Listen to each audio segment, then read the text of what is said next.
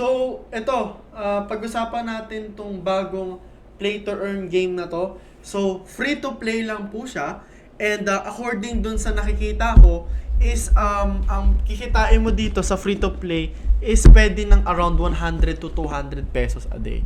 Alright? So, yung full gameplay niya will be released this month. Okay?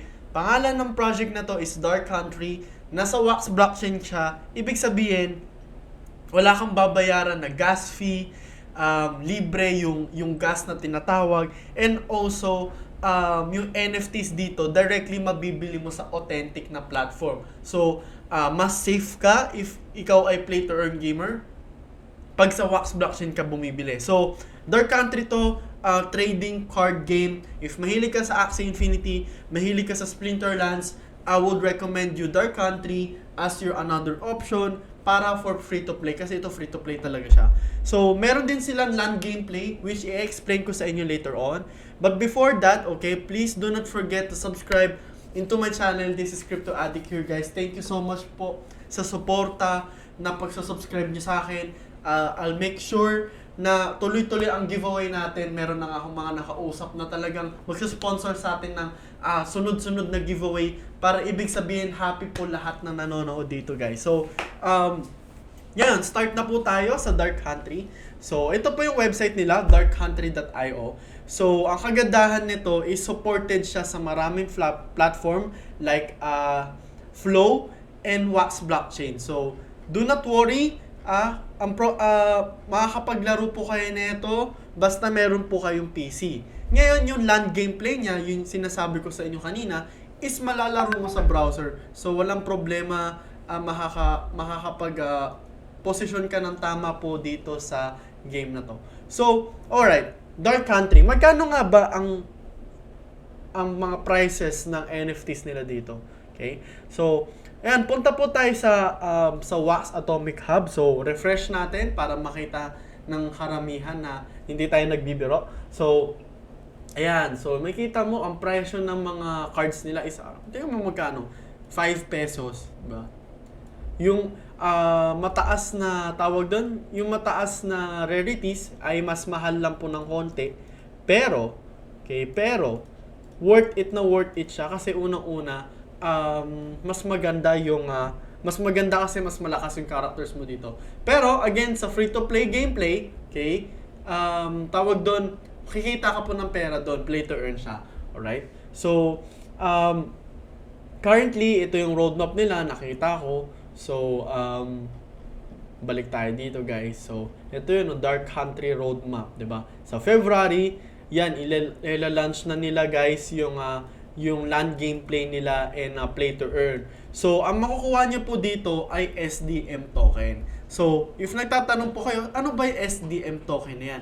Yan yung currency na makuha mo kapag nananalo ka sa game, 'di ba? So, ayan yung na-earn mo, which is pwede mo ibenta sa Wax Alcor Exchange. If dito sila magla-launch, to be honest. Pero yung for this one, we need to find an update pa sa kanila kung ano talaga yung mangyayari. Pero yun yung ma-earn mo, 'di ba? SDM tokens. And syempre, bukod doon, makaka-join ka rin ng tournaments nila. So, if naalala mo, Axie Infinity, meron silang pa-season 20 na tournament, di ba? Meron din dito yung sa Dark Country. And yung prize pool nga dito is, ang pagkaka-check ko is around 1 million pesos. Ayan, no? Tournament prize pool. Okay? 1 million. And ito, verified naman yung NFTs nila. So, if may kita mo, hindi siya yung, ayan, buksan natin saglit lang. Malalaman mo kasi kung authentic yung game via via dito sa collection. No? Kapag kinlik mo yan, ba? Tapos makikita mo yung volume sa baba. Oops, nag-crash yung aking yung aking Google. Pero ayan, pag makikita mo yan dito, guys, yung volume na tinatawag. So, hindi siya patay ito. Bakit ba nagka-crash? Anong problema nyo? Anong problema nyo? Anong problema? Bakit nagka-crash? Isa pang crash, magpapalit tayo. Ayan. So, ayan, ang total volume niya umabot na ng 2 million. So, daily volume. Ayan ang daily volume po. Diba? So, ayos. Diba? May volume siya. And ayan yung mga top sellers and top buyers. So, makikita po natin dito lahat. Diba? Grabe yung mga top buyers. So, $300,000, $150,000. Yun yung mga whales na tinatawag. Diba? So, ito, meron na silang PC, guys. So, balik lang po tayo sa website nila. Ay, punta tayo. Ito yung trailer nila. Okay, play natin saglit.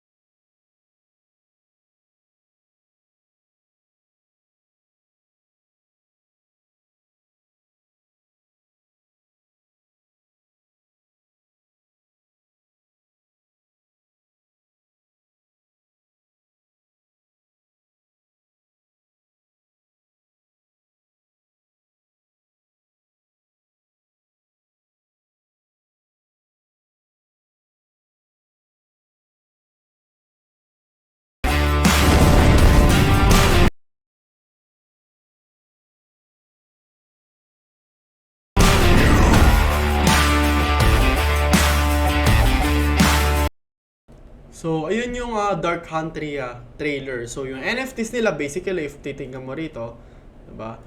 Pwede mo siya i-trade sa marketplaces. So, may value. NFT siya. Ikaw may-ari niyan unless ite-trade mo yan. Diba? So, ito yung sa assets nila sa Dark Country. Yan, may cards sila, may heroes, items, and lands. Maganda yung lands kasi, syempre, yung lands kasi, diba, if alam nyo, yan yung basically, literally, yung passive income dito sa game na to. So, balik po tayo dito sa saglita. So, balik tayo dito sa part na to, sa market, diba? So, if titignan mo, yung presyo ng lands, sasabihin ko ulit sa inyo guys, para madama nyo, diba? Yung lands sa Alien Worlds, umaabot ng 500,000. Like, seryoso, 500,000 pesos. So, saglit, i-filter natin dito para makita natin pare-parehas. Hindi ko alam kung bakit ang bagal ng konti ng internet, pero papakita ko sa inyo para ma-feel nyo kung ano yung sinasabi ko about lands. So, tagal naman, Alien World. Ba't ayaw lumabas ng Alien World?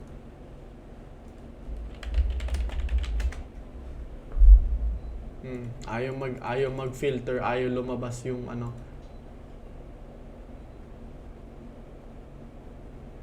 Ayan, lumabas na. So, Alien Worlds. Check natin para mapakita ko sa inyo guys. Mas maganda yung live kong pinapakita para ibig sabihin lahat po ay nakakaintindi. Diba? So,